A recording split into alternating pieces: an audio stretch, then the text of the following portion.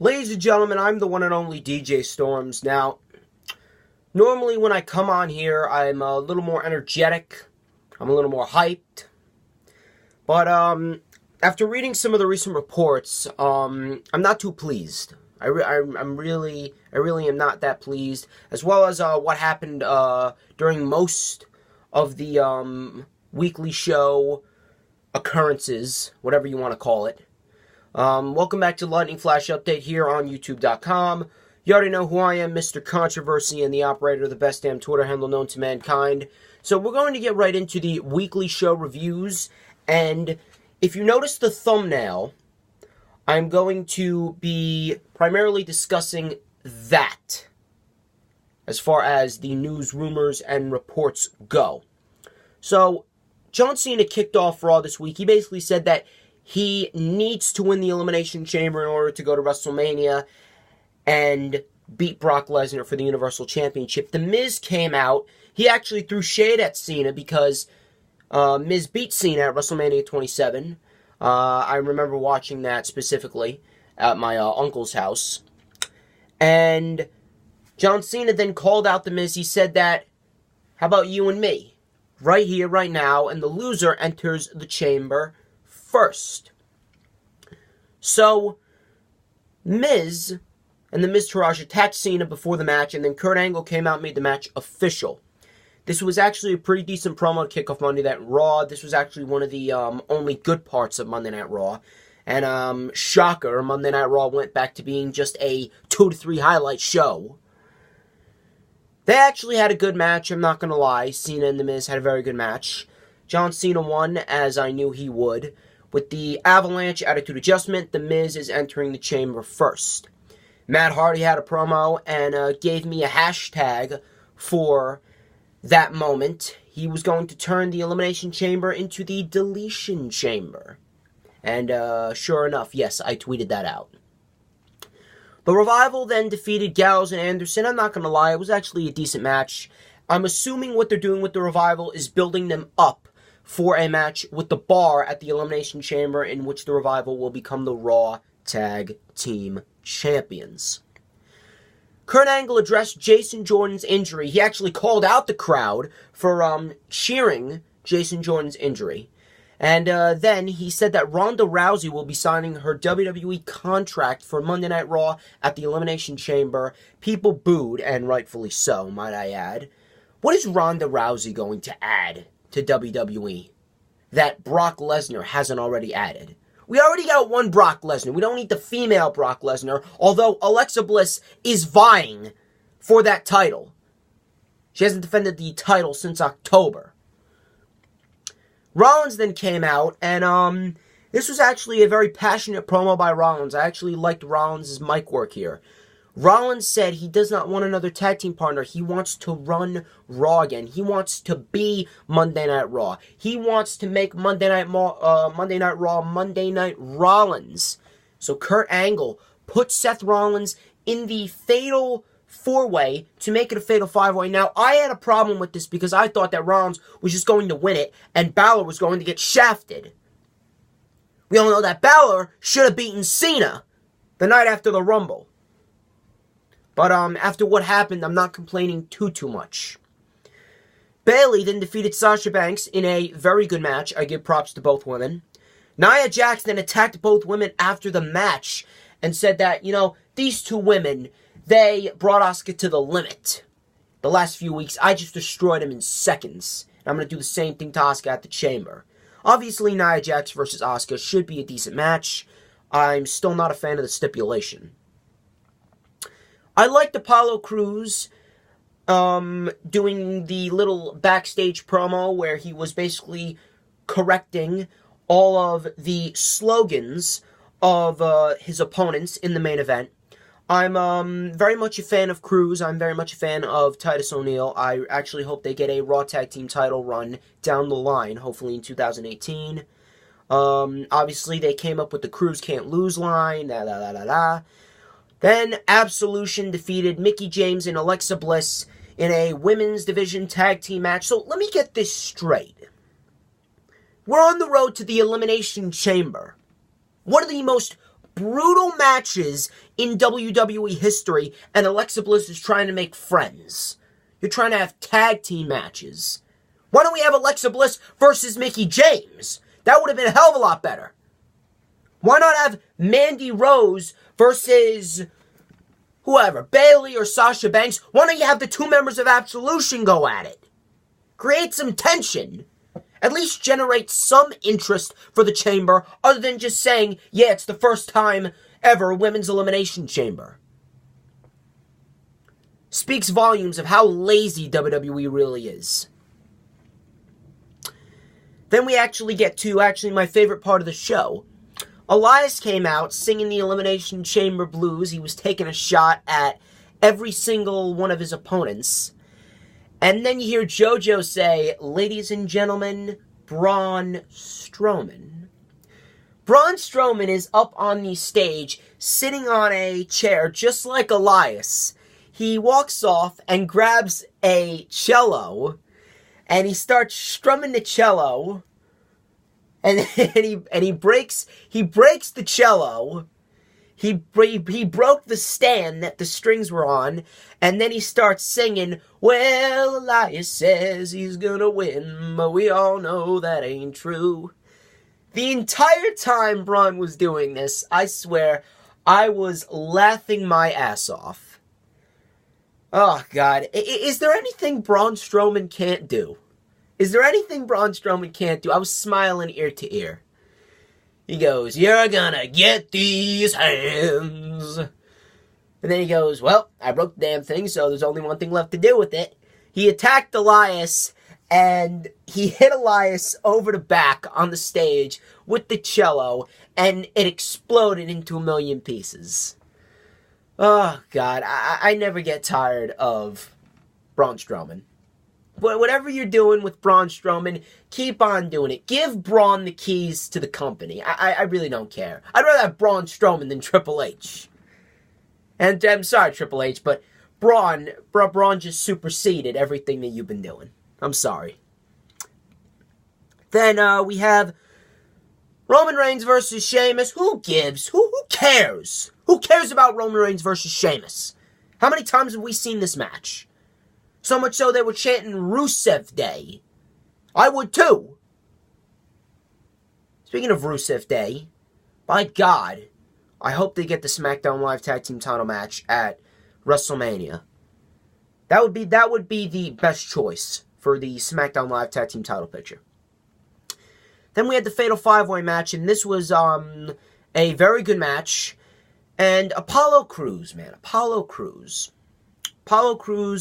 had a lot of offense. Apollo Crews did everything in his power to make you believe that he was going to win that match. But why not give Crews the Intercontinental Championship?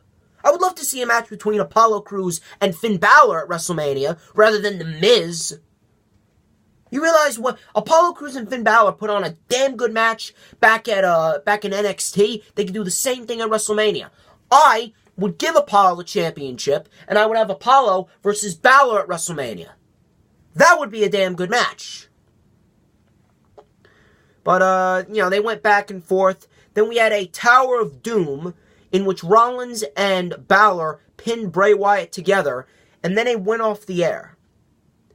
Then Kurt Angle announced that we will have, for the very first time ever, a 7-man elimination chamber. So I'm guessing that there's going to be 3 men starting in the ring, the other 4 will be locked in the pods, and it will follow the regular route of the Elimination Chamber. Very, very, very lackluster Monday Night Raw. Moving on to SmackDown Live, it wasn't as bad. It wasn't as bad as Monday Night Raw. Mainly, the main focus of SmackDown Live was the WWE Championship title picture and how it could be altered at Fastlane. So Owens and Zayn actually ambushed Baron Corbin and Dolph Ziggler to start off the show. We were going to have Corbin versus Ziggler to start off the show, but then Owens and Zayn decided to take matters into their own hands. That was basically that. Charlotte defeated Sarah Logan in the first opening matchup. It was decent, but at the same time, it was very, very sloppy. Very, very, very, very, very sloppy. You gotta put Sarah Logan, you gotta put Liv Morgan, you gotta put the inexperienced talent in the ring, a little bit more on live events, a little bit more on main event, whatever you want to call it, a little bit more in the performance center, and have them really, really, really train. They really got to get good. It was a mistake to bring those women up this early. Ruby Riott would have been fine. I would have rather seen Ruby Riott versus Ember Moon for the NXT Women's Championship down the line. That would have been a good match. Best part about this match was Sarah Logan sold natural selection like RVD sells the RKO. That was the only good part of the match. Charlotte said 2 down, 1 to go. I'm assuming that it's going to be Charlotte versus Ruby Riott at Fastlane. We got a 6-women tag team match next week. Way to keep the singles women competition going, Road Dogg. By the way, he blocked me. I said absolutely nothing offensive to him. But, go figure. It's Road Dogg. My guess is Ruby Riott's going to pin Charlotte in the 6-women tag team match next week. And then Ruby Riott's going to ask for another opportunity. But this time it's going to be for the SmackDown Women's Championship at Fastlane. Shane McMahon, he was saying it as it is. I applaud Shane McMahon and Daniel Bryan for the work that they've been doing. He basically said, if one of your boys try to get involved in these 2 matches that I'm going to make, they are out of the Fastlane match. It's going to be Baron Corbin versus Kevin Owens and Sami Zayn versus Dolph Ziggler.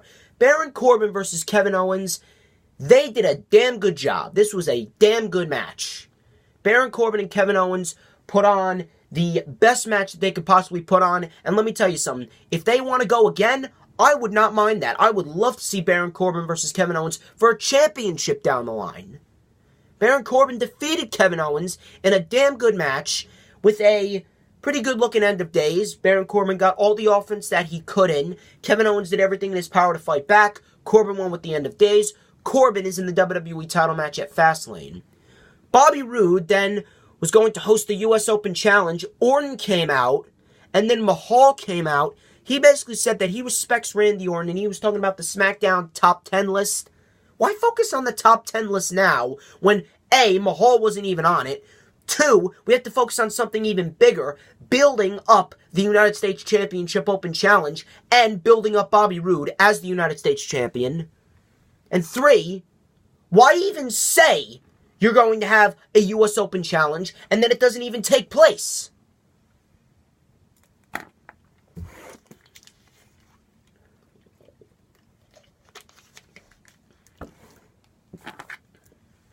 Does not make any sense that they announce something is going to happen, whether on a weekly show or on a pay-per-view, and then they do a complete 180.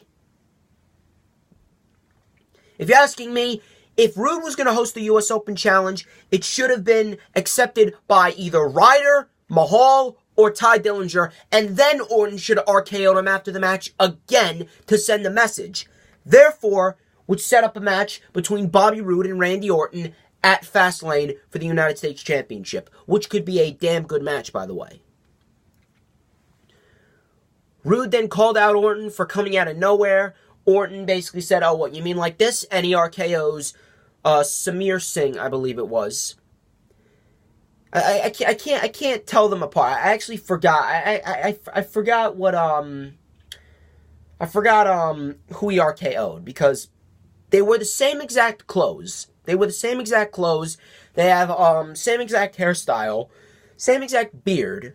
The only thing, if you put them side by side, I can tell them apart. But Randy Orton just RKO'd him, and then he had his face down on the mat after he got RKO'd, so I couldn't really tell the difference. But Orton RKO'd Sunil or Samir, and then Mahal delivered a Khallas to both Randy Orton and Roode. So I'm assuming it's going to be Mahal versus Orton next week on SmackDown, and then the winner of that match will get a U.S. title opportunity at Fastlane against Bobby Roode. New Day hosted a pancake eating contest. Benjamin and Gable came out. Benjamin and Gable tossed the pancakes around, and then the New Day defeated Benjamin and Gable. That was that. Moving on. Main event match. This was a great match. And this was actually the match that we should have gotten at Survivor Series of 2016 for the Intercontinental Championship. this would have been a much better match than The Miz versus Sami Zayn. Sami Zayn and Dolph Ziggler, they tore the house down. Sami Zayn with an exploder suplex from the top. Dolph Ziggler going back and forth, hitting zigzags, Famousers, and DDTs. And Sami Zayn, he went for the haluva kick, and he got super kicked into oblivion. He got super kicked, and Dolph Ziggler covered him. 1, 2, 3. Dolph Ziggler's in the WWE Championship match. It is now a fatal 5-way at Fastlane. The only reason why they're doing this is, I'm assuming, to build up Styles even more as the WWE Champion, and 2, to rival the Elimination Chamber match. Mainly, it was Baron Corbin and Kevin Owens and Dolph Ziggler and Sami Zayn that made the show. Moving on to 205 Live. 205 Live, you know how I love my cruiserweights. I love the 205 Live roster. I love the 205 Live show. But, number one, the crowd was horrible. Crowd was absolutely horrible. This was probably the worst 205 Live crowd in a couple months, as of lately. Worst 205 Live crowd in a couple of months. Mark Andrews and Akira Tozawa, they put on a damn good match in the first round of the Cruiserweight Championship Tournament. The outcome surprised me. In fact, both of the outcomes surprised me. Mark Andrews, because I thought that Mark Andrews was just going to be there to enhance Akira Tozawa. Because Akira Tozawa, A, is a former Cruiserweight Champion, and B is the more well-known of the two. This was Mark Andrews' second appearance on 205 Live. Now, granted, I am a huge fan of Mark Andrews, and I believe that Mark Andrews would have been a perfect candidate to take the UK title off of Pete Dunne in the near future. I actually hope that they do that. But Akira Tozawa, he's the more well-known of the two. Obviously, he's got the Japanese version of Yes, the quote-unquote, he's the Japanese Daniel Bryan to a certain extent. And Akira Tozawa, he really just has more on the line. He has more to gain from this, rather than Mark Andrews. Now, I don't know if Mark Andrews is going to become a permanent member of the 205 Live roster. I certainly wouldn't mind it, but I would like for him to go back and forth between 205 Live and NXT, because I would really like to see him as UK champion. This was a very good match. We had the Slumdog Millionaire, I believe Mark Andrews calls it, the Tilt-A-Whirl Suplex Stunner. Mark Andrews hitting a standing corkscrew moonsault. Akira Tozawa with the suicide dive. Mark Andrews pulled off a big win against Akira Tozawa. He's moving on to round 2. And Drake Maverick announced that next week it's going to be Gallagher versus Ali in the first round of the Cruiserweight Tournament. And Arya Daivari versus a returning Buddy Murphy. Buddy Murphy is now in the Cruiserweight division. I would not mind seeing him a little bit more. Buddy Murphy versus Arya Daivari, a very intriguing match, as well as Gallagher versus Mustafa Ali. I expect either Buddy Murphy or Arya Daivari. You could go either way on them. I wouldn't mind either of them. Ali definitely needs to advance. Ali, without a shadow of a doubt, needs to advance. I actually thought that they were gonna go with Ali versus Daivari, and then Gallagher versus Buddy Murphy. But I'm really not complaining.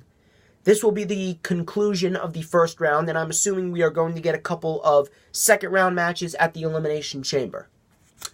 And then, Drew Gulak defeated Tony Nese in another very good match. This was a very hard-hitting match.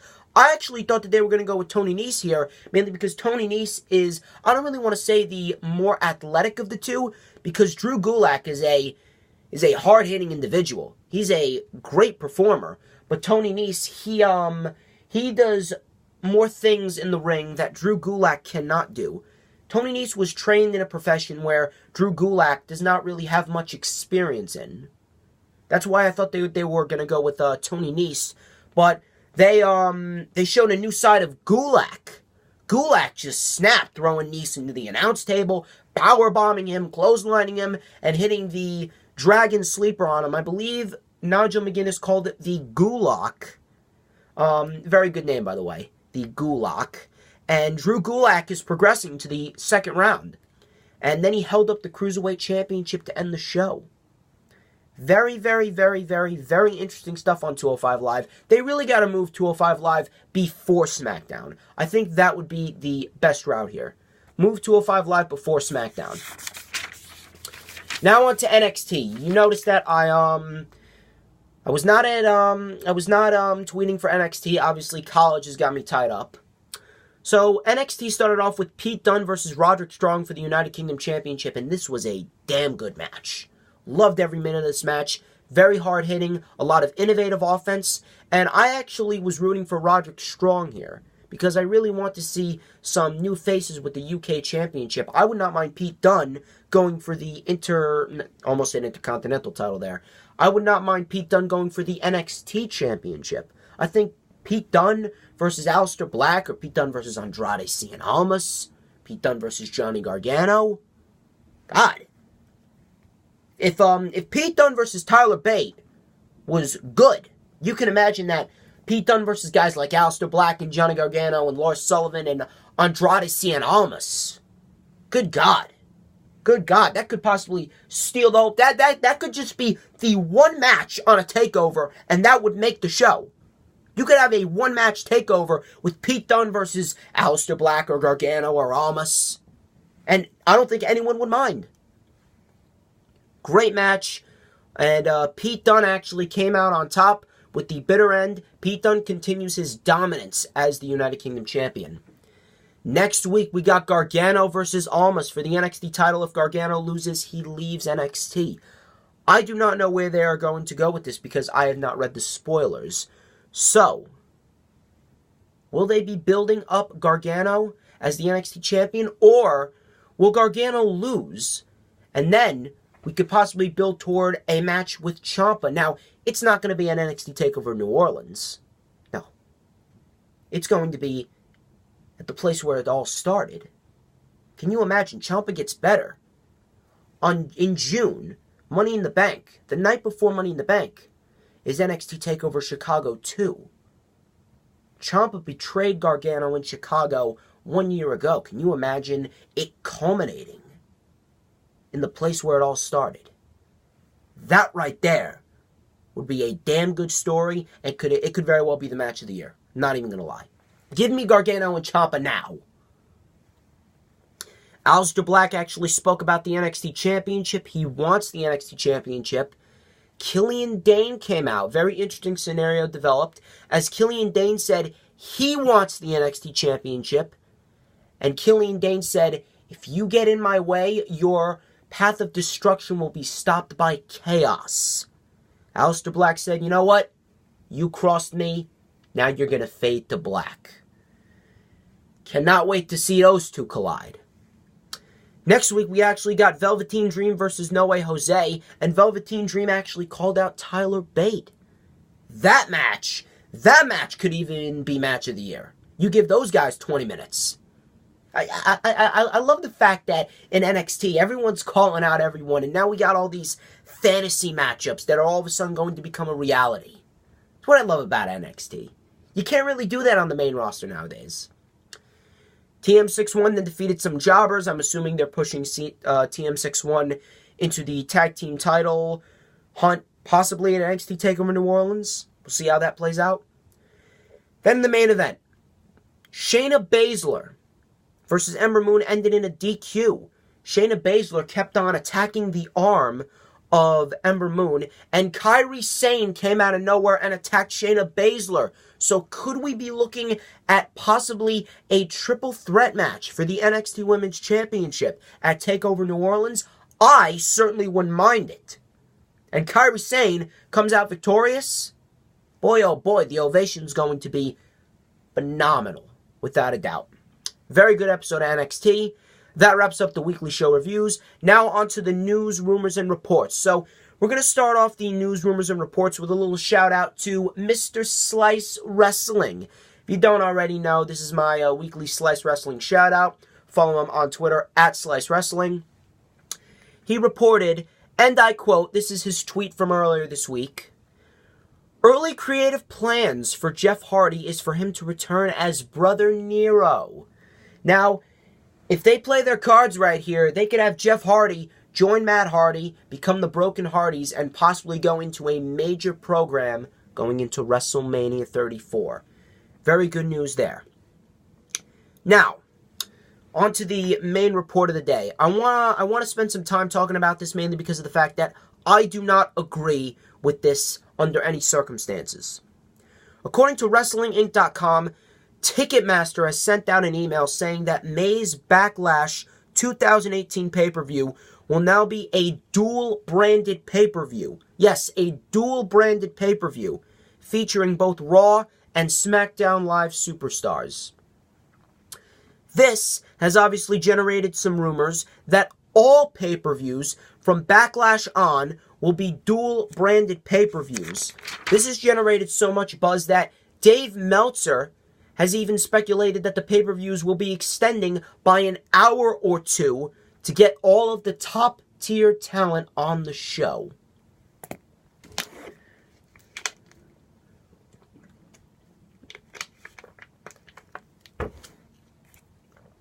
This, under no circumstances, is a good decision. Mainly because of the fact that you're going to have 5-hour pay-per-views every 3 weeks. You've already mapped out the pay-per-view schedule and which brands are getting which pay-per-views. Now you're going to go back on that and give all the pay-per-views to both brands, each 4 or 5 hours? That's A, incredibly exhausting. B, it would ruin the concept of the brand split. C, the opportunities that are supposed to be given to the young and up-and-coming talent will obviously be diminished based on the popularity and the basically the value of the bigger stars. How are the young and up-and-comers supposed to become bigger stars if you don't give them opportunities? I have no problem with Money in the Bank being a co-branded pay-per-view, but if you're going to make BackLash, Battleground, Extreme Rules, Clash of Champions, Hell in a Cell, TLC, they're all going to be co-branded? When are we going to have time for the young and up-and-comers? Like, what happens when Aleister Black and Ember Moon, the Authors of Pain are obviously coming up, Sanity obviously coming up, possibly Johnny Gargano? What happens when they get to the main roster? What are you going to do with them? Everyone thought that Ty Dillinger would have been United States champion by now.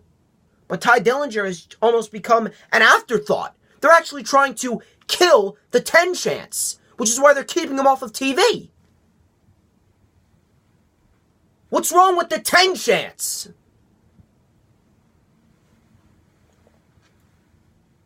Nothing that WWE is doing right now makes sense. Nothing that WWE is doing right now has actual meaning behind it. Other than 205 Live, the Elimination Chamber, and NXT. Absolutely nothing. They gotta get their shit together. I'm sorry, they really gotta get their shit together. I'm really tired of coming on here and basically saying the same thing as thousands of other people like me. And I know there are thousands upon millions of people who watch the WWE that agree that the co-branded pay-per-views idea for the rest of 2018 is a bad decision. Money in the Bank, no problem. But BackLash, Hell in a Cell, TLC, all these other pay-per-views, the co-branded pay-per-view idea will do nothing for the pay-per-views. And the whole point about it is the ticket sales. The whole point about it is because the ticket sales are low and the live event sales are low because both shows have been devalued by laziness. Both shows have been devalued by the plain and simple fact that Vince McMahon does not know how to run a wrestling company. Basically, what everyone who has a sense of intelligence has been saying.